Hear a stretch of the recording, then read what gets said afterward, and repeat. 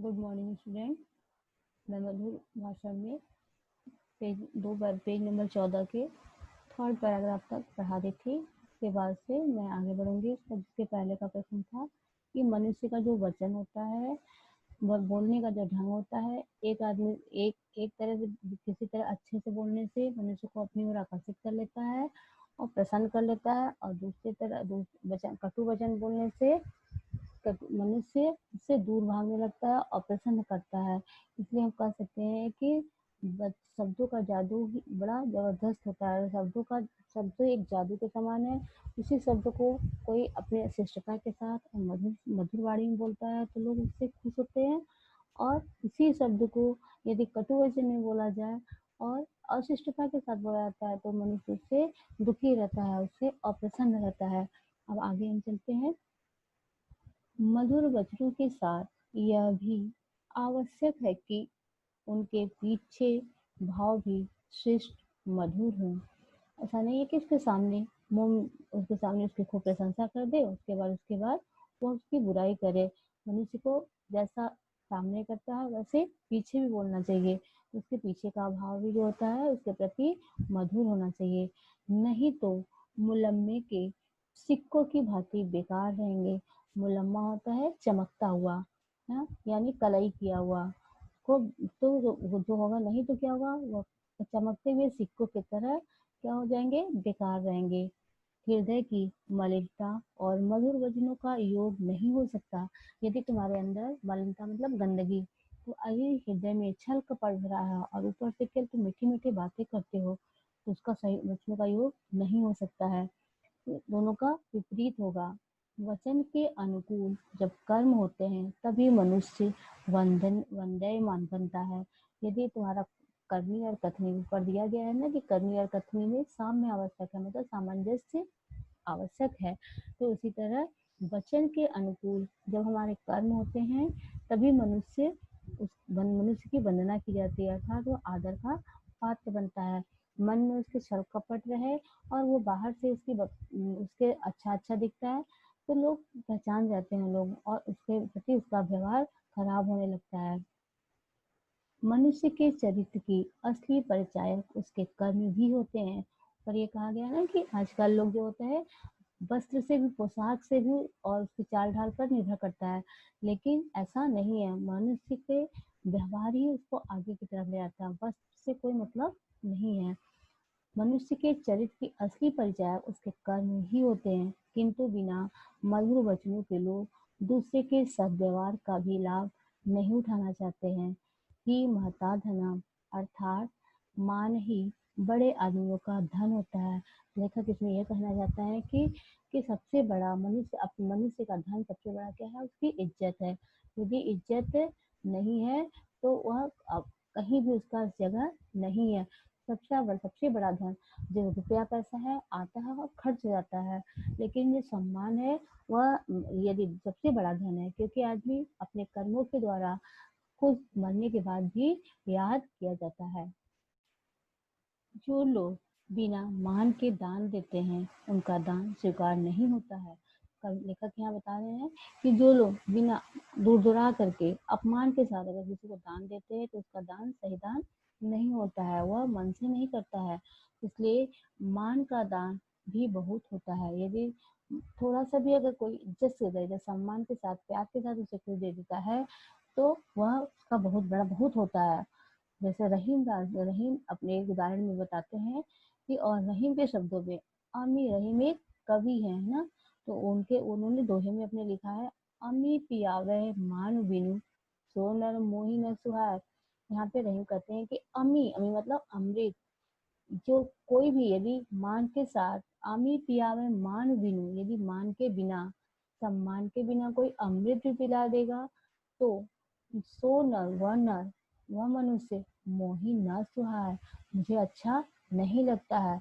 यदि मनुष्य सम्मान के साथ हमको थोड़ा सा भी कुछ देगा तो वह हमारे लिए बहुत ही होगा, लेकिन यदि अपमान के साथ, बिना मान सम्मान के वह हमको अमृत भी पिला देगा तो वह व्यक्ति मेरे लिए अच्छा नहीं होगा। शिष्ट भाषण समाज सेवक का एक आवश्यक गुण हो सकता है। इसलिए कहा गया है कि मनुष्य का व्यवहार ही मनुष्य को आगे की ओर ले जाता है। सबसे बड़ा गुण है उसका व्यवहार। ये गुण जन्म से तो प्राप्त होते हैं, किंतु शिक्षा द्वारा भी ऐसे शुभ अभ्यास और संस्कार बनाए जा सकते हैं। लेखक क्या कहता है, ये जन्म से अपने बच्चा जन्म लेता है और अपने परिवार में बढ़ता है। इसकी प्रथम पाठशाला उसका घर ही होता है। उसके गुण वहीं से पनपने लगते हैं। जो अपने घर में देखता है, जो उसे सिखाया जाता है, वही सीख लेता है। तो जन्म से तो होते हैं, लेकिन कुछ जब वो बच्चा घर से विद्यालय में जाता है, तो अपने शिक्षक के द्वारा भी बहुत कुछ सीखता है। अच्छे गुण और शिक्षिता संस्कार बनाए जा सकते हैं। ऐसा नहीं है कि घर पे ही प्राप्त होता है, गुरु के द्वारा भी शिक्षा को और संस्कार को बढ़ाया जा सकता है। मन, वाणी और कर्म का सामंजस्य ही मनुष्य को श्रेष्ठता के पद पर पहुंचाता है। ये कहते हैं मन, वाणी और कर्म, मतलब हमारा मधुर वचन होना चाहिए, मेरा मन अच्छा होना चाहिए एवं मेरा कर्म अच्छा होना चाहिए। इन तीनों के सामंजस्य ही मनुष्य को श्रेष्ठता के पद पर रहता है, मतलब एक उच्च आसीन मिलता, ऊंचा स्थान प्राप्त होता है। फिर भी वचनों का विशेष महत्व है, क्योंकि एक कटु वचन सारे किए धरे पर पानी फेर देता है। यहाँ पानी फेरना मुहावरे का उपयोग किया गया। पानी फेरना मतलब निराशा में बदल देना, पानी फेर देना काम बिगाड़ देना, जो उम्मीद रहती है लोगों की वह खत्म कर देना। तो कहते हैं कि एक कड़वा वचन है, क्या करता है, सारे किए दिए पर पानी फेर देता है, निराश कर देता है। यद्यपि यह ठीक है कि दुधारू मतलब दूध देने वाली, दुधारू गाय की दो लातें भी महान सहन की जाती है।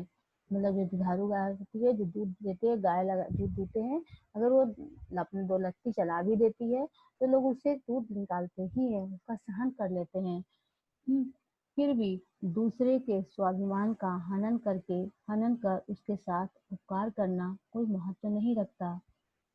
वाणी की मधुरता के साथ विनय पूर्वक व्यवहार की भी आवश्यकता है। विनय मतलब झुक करके लोगों के सामने नम्र होना। विनयपूर्ण व्यवहार ही शिष्टाचार है। शिष्टाचार का अर्थ लोग दिखावा या तकल्लुफ करते हैं। मतलब जबरदस्ती तकल्लुफ, दिखावे वाला काम करते हैं ना। औपचारिकता फॉर्मेलिटी करते हैं। तकल्लुफ मतलब औपचारिकता फॉर्मेलिटी करना, लेकिन वास्तव में उसका अर्थ है सज्जनोचित व्यवहार। अर्थात जो शिष्टाचार का लोग दिखावा करते हैं सामने से, वह सही अर्थ में शिष्टाचार नहीं है। शिष्टाचार का सही अर्थ है अच्छे लोगों की तरह सज्जन के साथ व्यवहार करना, सज्जनता के साथ व्यवहार करना। मधुर भाषण के साथ इसका भी मूल्य है।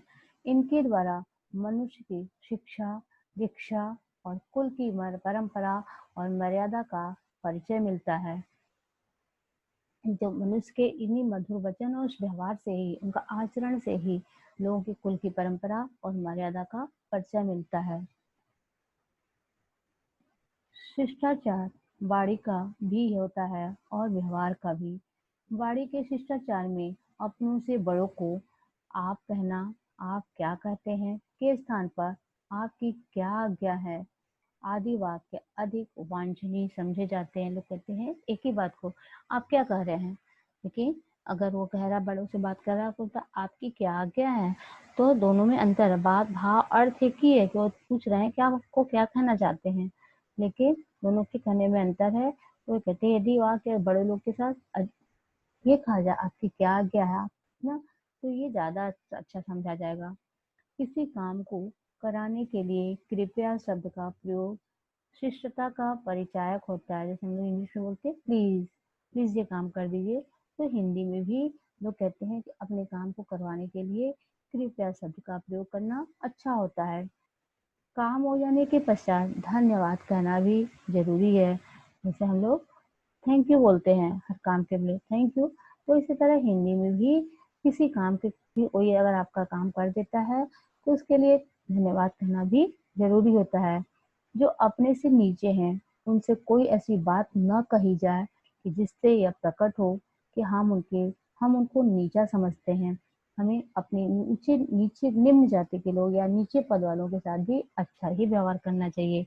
उन्हें ऐसा न लगे कि लोग मुझे निम्न समझते हैं, अपने से छोटे समझते हैं।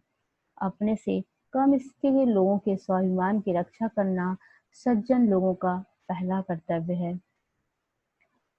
जो काम करना है उसको प्रसन्नता से करना चाहिए और उसके संबंध में कोई ऐसा शब्द भी नहीं कहना चाहिए जिससे प्रकट हो कि यह काम अनमनस्कता से किया जा रहा है। अनमनस्कता, अनमनस्कता, अन्य अन्यमनस्कता मतलब अनमने मन से, इसका उच्चारण करिए, अन्यमनस्कता से किया जा रहा हो, मतलब बिना मन से किया जा रहा हो, बिना मन का, या उस काम के करने में दूसरे के साथ एहसान किया जा रहा है। ऐसा नहीं लगना चाहिए कि हम लोग दूसरे का काम कर रहे हैं, उसको यह एहसान हो कि हम कोई मतलब हम उनका एहसान समझ रहे हैं।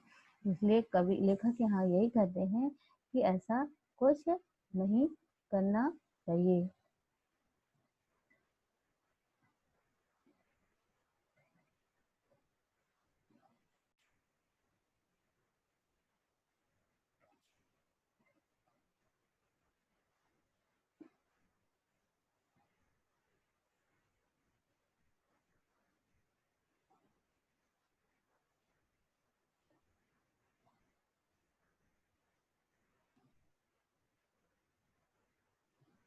या तो कोई वस्तु न दे और दे तो पूर्ण उदारता से दे और प्रसन्नता के साथ इकट्ठे करते हैं। यदि आपके पास कोई सामान कोई लेने आता है तो यदि आप दे रहे हैं तो प्रसन्नता के साथ दे, या तो फिर दे ही ना। हाँ, कम से कम जहाँ क्रिया में उदारता हो वहाँ वचने दरिद्रता नहीं आनी चाहिए। यदि हम काम करने में उदार हैं, दया दिखा रहे हैं, तो वचन से भी हम लोग को दरिद्र नहीं होना चाहिए, मतलब उससे अच्छा ही बनना चाहिए, बुरा नहीं बोलना चाहिए। यदि इनकार ही करना पड़े तो उसमें अधिकार और अभिमान की गंध नहीं आनी चाहिए। यदि हम किसी को कुछ नहीं देना चाहते हैं तो औपचारिकता के साथ उसको मना करना चाहिए, सॉरी ये नहीं है। लेकिन यदि हम उसको बोल देते नहीं है हमारे पास, हम नहीं दे सकते, तो ये इस तरह से बातें नहीं करना चाहिए, इसमें अभिमान की गंध नहीं आनी चाहिए। इनका मजबूरी के कारण होना चाहिए। अगर हम करें तो उसको ये दिखाना चाहिए कि हम क्यों इनकार कर रहे हैं, क्यों मना कर रहे हैं, चाहे वो सैद्धांतिक मजबूरी हो या आर्थिक। यानी हमारा सिद्धांत है कि हम नहीं देते किसी को, या मेरा हमारे पास कमजोरी या पैसे की कमजोरी हो। इनका शिष्टता के साथ भी हो सकता है और अशिष्टता के साथ भी। प्राय लोग अशिष्टता से कह देते हैं, जाओ अमुक वस्तु यहाँ कहाँ से आई है, तुम्हारा कोई लेना देना नहीं है, घर वालों को तो जुड़ता नहीं, तुम्हारे लिए कहाँ से लाया।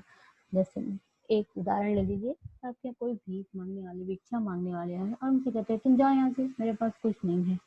तो यह क्या है, अशिष्टता है। यदि उससे लोग भी यहाँ नहीं नहीं है, यहाँ पे इनकार करने से जो बातें कही जाए उन्हें परायापन का भाव नहीं आने देना चाहिए। इनकार करते समय खेद प्रकट करना चाहिए, करना शिष्टाचार की मांग है। खेद प्रकट करना मतलब तो कि सॉरी हम आपको दे नहीं पा रहे हैं, मेरे पास है नहीं, कहना चाहिए मुझे बड़ा खेद है कि आपके लिए इनकार करना पड़ा, आपने आने या मांगने का कष्ट किया और मैं इस विषय में आपकी सेवा न कर सका। मतलब कि आप तो आए कुछ विश्वास लेकर के मेरे पास आए, लेकिन मैं आपके को नहीं दे पा रही हूँ, इसलिए इसका मुझे दुख है। अब लेखक यहाँ बताते हैं कि वार्तालाप में हमको व्यापारिक बातचीत और निजी बातचीत में थोड़ा अंतर करना होगा। लेखक कहते हैं कि जहाँ बिजनेस की बात होती है वहाँ और अपने लोग के बीच में थोड़ा अंतर होना चाहिए। व्यापारिक बातचीत में भी अशिष्ट नहीं होनी चाहिए, किंतु वह नफी तुल्य हो सकती है। अब कहा जाता है घोड़ा घास से दोस्ती करेगा तो क्या खाएगा। व्यापार में अगर सब लोग दोस्ती करके व्यवहार में लाएगा मीठी पर तो नहीं उसका काम चल पाएगा। लेकिन ऐसा भी नहीं होना चाहिए कि अशिष्ट तरीके से बात करे।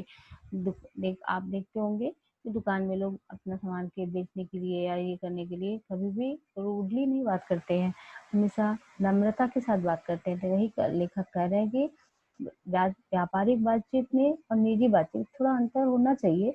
व्यापारिक बातचीत में भी अशिष्ट नहीं होना चाहिए, किंतु नफी तोड़ देना चाहिए, बहुत ज्यादा नहीं बात करना चाहिए। निजी संबंध की बातचीत में आत्मीयता का अभाव नहीं रहना चाहिए, मतलब उनसे अपनत्व की भावना रहनी चाहिए, जुड़ा होना चाहिए, लगे कि हम अपने लोगों से बात कर रहे हैं। थोड़ा सा कष्ट उठाकर बात को पूरी तौर से समझा देना अपना कर्तव्य हो जाता है। कुछ लोग सबके साथ निजी संबंध की तरह ही वार्तालाप करते हैं। कुछ लोग होते हैं कि सबको अपना मान लेते हैं और उसको अपनी अपनी बात सारी बात बता देते हैं। यह बुरा बुरा नहीं है, किंतु बात उतना ही कही जाए जितनी निभाई जा सके। देखो क्या कह रहे हैं कि बात बताना बुरी बात नहीं है, क्यों बता दिए, लेकिन उतना ही संबंध रखना चाहिए जितना चल सके, वह कि हम जितना निभा सके। ठीक है, तो ये पूरे पूरे पाठ में एक यही दिया गया है कि हमको मधुर वाणी में भाषा, पहले तो सबसे मेन चीज दिया है कि भाषा ही हमको समाज में ऊंचा स्थान दिलाता है, समाज में एक स्थान निर्धारित करता है।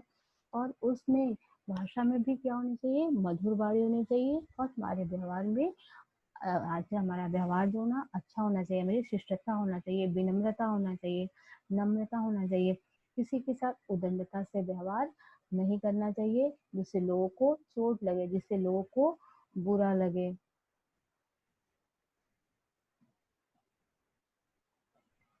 थैंक यू चिल्ड्रन, आप लोग का ये पार्ट समझ सब कंप्लीट हो गया। और हम नेक्स्ट चैप्टर नेक्स्ट क्लास में आपको इसके प्रश्न उत्तर पर विचार करेंगे। तब तक आप लोग इसको एक एक शब्द अच्छे से उच्चारण करते हुए पढ़िएगा, जिससे कठिन शब्दों के उच्चारण और उसको लिखना करना, जैसे आत्मीयता, वार्तालाप, अनमनस्कता, अनमनस्क, अन्य मनस्क, हाँ, या शिष्टाचार, द्रवित, गलत फहमी, हाँ, परिचायक, वांछनीय, इन शब्दों का उच्चारण करेंगे और बार बार उच्चारण करके लिखेंगे। Thank you children.